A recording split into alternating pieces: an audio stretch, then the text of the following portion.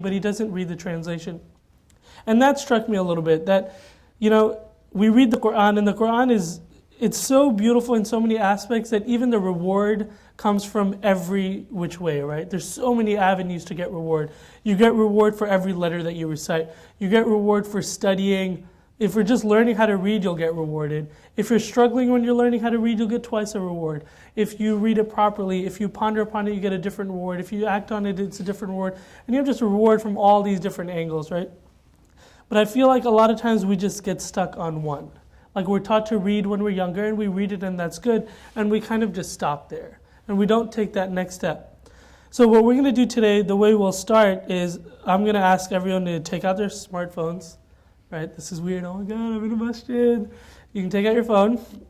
We're going to be going through the last page or two of Surah Al-Zumar, and just follow along with the translation. We're just going to read the Arabic and try to read the translation along with it. And the focus is that, remember, the Quran, although it's a book, and even in the Quran it's called kitab, it's called a book, but it's more than just words on a page, right? It's something that needs to be experienced. Like you read it, you reflect on it, and then that visual image or that experience that sticks with you. Because if you just read it as a book and you just read it as words, it has an impact, but it's of a different type. But when you treat it as an experience, when you treat it as something that you're going to read and you're going to ponder and it's going to mean something to you, that'll stick with you longer. Right? So what we're going to do is we're going to try to experience a little bit of that. So let's open up Surah number 39. A quick way to do this is go to Quran.com/ the Surah number is 39, so put 39 and then / so just put this in your URL, okay? Quran.com/ 39 / 53-72. Just put it in, it'll work. Quran.com / 39 / 52-72 or 53-72. So this is how Quran.com works. Quran.com / surah number / ayah numbers, and it just works. It's a pretty neat thing, whoever thought of this. Did you guys get it? Just put your hands up when you get it so we can... Okay, we got one. If you got it, help everyone else out. They don't get it. 39 / 53-72. So ayahs 53-72 we're going to be looking at.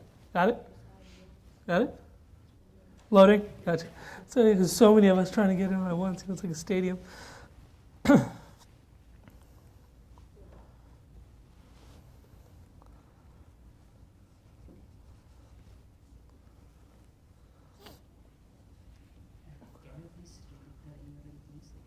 Quran.com / 39 / 53-72.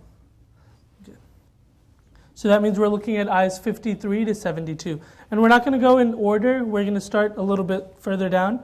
So just scroll down to ayah 67.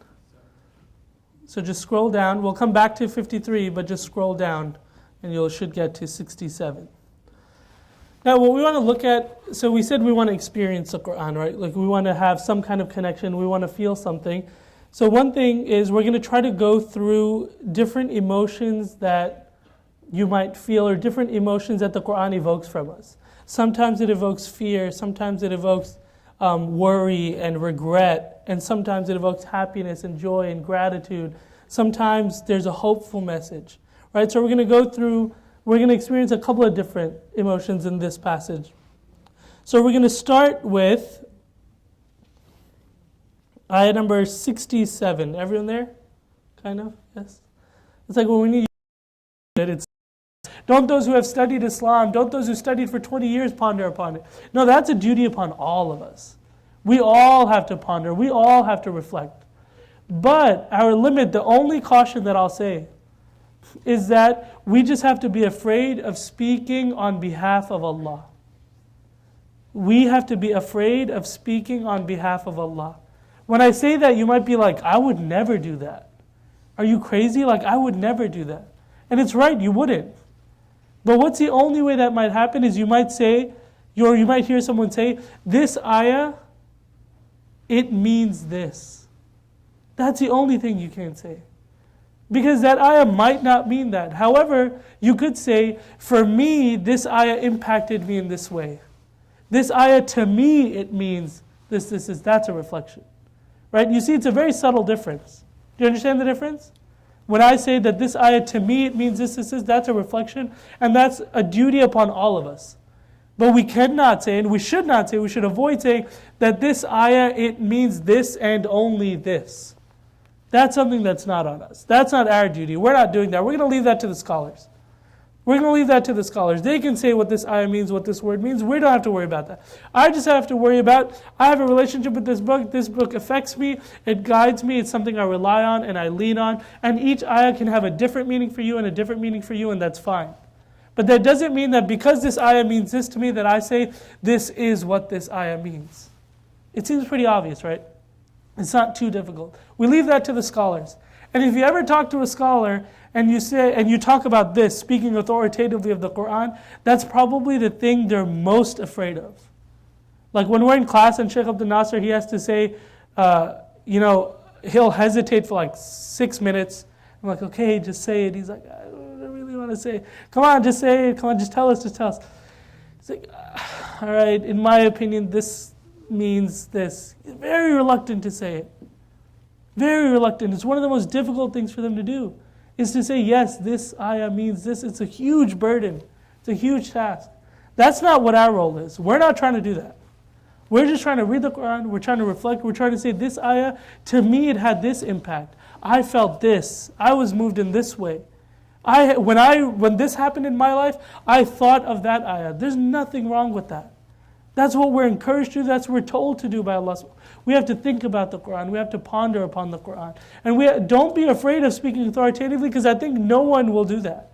Like 99% of people are not doing that. Are not going to say, this ayah means this and only this. When someone talks like that, there's other deeper issues and so many other problems that are going on there.